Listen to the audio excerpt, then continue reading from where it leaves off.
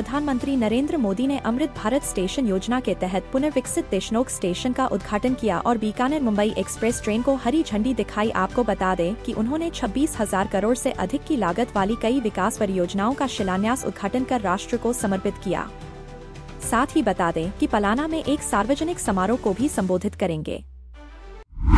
राजधानी दिल्ली की रेखा सरकार ने बड़ा फैसला लिया। आपको बता दें कि दिल्ली सरकार ने पाकिस्तान के 7 मई महीने की शुरुआत में हुए सैन्य संघर्ष के मद्देनजर अपने अधिकारियों की छुट्टियां रद्द करने के आदेश को बुधवार को वापस ले लिया। सीएम रेखा सरकार का ये फैसला कर्मचारियों के लिए बड़ी राहत है। इस बारे में दिल्ली सरकार सेवा विभाग की ओर से जारी बयान में कहा गया कि अधिकारियों और कर्मचारियों की सभी छुट्टियां रद्द करने संबंधित 8 मई का पिछला आदेश तत्काल प्रभाव से वापस लिया जाता है। ऑपरेशन सिंदूर की सफलता पर देश के वीर सपूतों के शौर्य, साहस और बलिदान को नमन करते हुए उनके सम्मान में हर जगह भव्य तिरंगा यात्रा का आयोजन किया जा रहा है। इस कड़ी में जम्मू कश्मीर के कटरा में बीजेपी की तरफ से तिरंगा यात्रा का आयोजन किया गया। तिरंगा यात्रा में भारी संख्या में लोग शामिल हुए। इस दौरान लोगों ने हाथों में तिरंगा झंडा लेकर भारत माता के जयकारे लगाते हुए नजर आए। आरजेडी नेता प्रेमचंद्र गुप्ता ने कहा कि जब देश पर कोई संकट आता है तो पूरा देश एक साथ खड़ा होता है। सभी पार्टियां, सभी जातियों और 1 अरब 40 करोड़ लोग लोहे की दीवार की तरह एकजुट हो जाते हैं। आज का डेलीगेशन रूस जा रहा है। इसके बाद ये ग्रीस, स्पेन और कई अन्य देशों की यात्रा करेगा।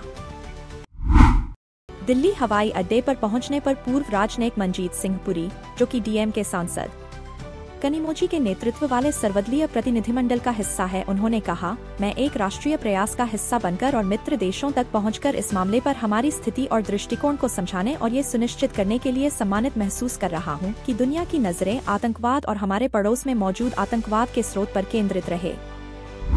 जेडीयू सांसद और सर्वदलीय प्रतिनिधि मंडलों में से एक का नेतृत्व करने वाले संजय कुमार झा ने जापान के विदेश मंत्री ताकेश इवाया से मुलाकात कर कहा, हम लोगों ने भारत की बात बहुत ही मजबूती से रखी। उन्होंने इसकी सराहना की और उन्होंने 2 महत्वपूर्ण बात कही। पहली बात उन्होंने कही कि आतंकवाद के खिलाफ कार्रवाई अवश्य होनी चाहिए और ये खत्म होना चाहिए। दूसरी बात, उन्होंने इस घटना के बाद भारत ने जिस प्रकार से व्यवहार किया, वो अपना सामर्थ्य दिखाया, उसकी सराहना की। उन्होंने आतंकवाद के खिलाफ वो भारत के रुख की सराहना की है।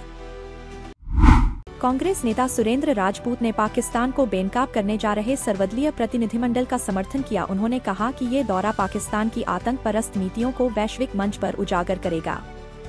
राजपूत ने संसद का विशेष सत्र बुलवाने की मांग की और कहा कि सभी सांसदों को इस मुद्दे पर ब्रीफ किया जाना चाहिए।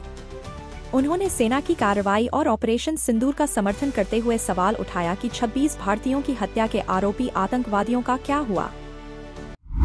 मध्य प्रदेश के पूर्व मुख्यमंत्री छिंदवाड़ा के पूर्व सांसद और कांग्रेस के सीनियर नेता कमलनाथ ने अपनी राजनीतिक करियर को लेकर बात की है। कमलनाथ ने स्पष्ट किया है कि वे अब केंद्र में नहीं जाना चाहेंगे। संजय गांधी के कहने पर उन्होंने राजनीति में प्रवेश किया और छिंदवाड़ा से सांसद बने। लंबे समय तक सांसद रहने के बाद मुख्यमंत्री बने।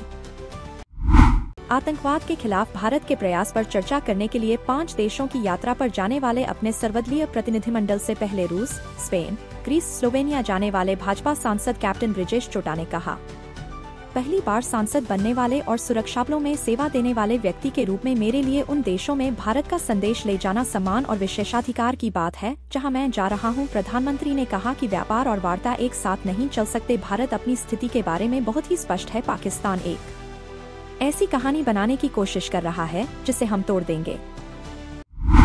बीते दिनों से लगातार चल रहे हरियाणा और पंजाब में जल विवाद के बाद पंजाब ने नंगल डैम से हरियाणा के लिए पानी देना शुरू कर दिया, जिसकी मात्रा 9025 क्यूसेक होगी। पंजाब के नहरी विभाग के अनुसार नहरों की क्षमता सीमित होने के कारण पूरी मात्रा में पानी नहीं दिया जा सकेगा। मुख्यमंत्री भगवंत मान ने हरियाणा से पानी का संयम से इस्तेमाल करने का आग्रह किया है।